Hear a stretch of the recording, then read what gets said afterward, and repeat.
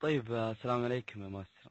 هلا والله، هلا بك. عليكم السلام. الله يعطيك العافية حبيبي. الله فيك، سلمك أنا من خليك. الناس اللي يتشرف طبعا بمحادثتي وكلامي معاك وحسب خبرتك ولا أنت انا رجل. وانا يزيدني شرف حبيبي، خليك. يسعدك ربي، راح أدخل معك الموضوع.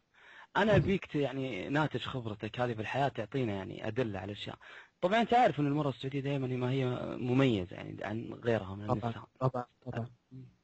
فودي أسألك يعني الحين أكثر اهتمامات المرأة السعودية الجوال يعني تقريبا، أوكي؟ اوه، اكيد. فودي أسألك يعني وش ممكن تكون نغمة المرأة السعودية في ظروف معينة وانت بيك تحكي لي يعني ممكن. طيب اوكي. أي مثلا نغمة المرأة السعودية بيك تقول لي قبل الخطبة. هل لا تحرموني منه؟ الله. طيب بعد الخطبة. احبك ليه انا ما ادري. طيب بعد النظرة.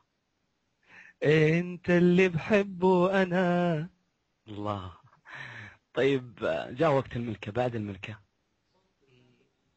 والله وتحقق منايا، شوفوا حبيبي معايا. الله. طيب بعد الزواج. أبكي على ما جرى لي يا هلي. طيب. طيب بعد 10 سنين من زواجهم.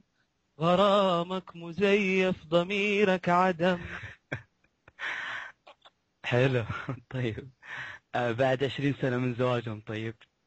بعد 20 سنة كفاني عذاب، الله يجازيك بأفعالك. طيب حلو. طيب إذا مات. أوه، عاد إذا ما تقول له نحمد الله جات علامات من.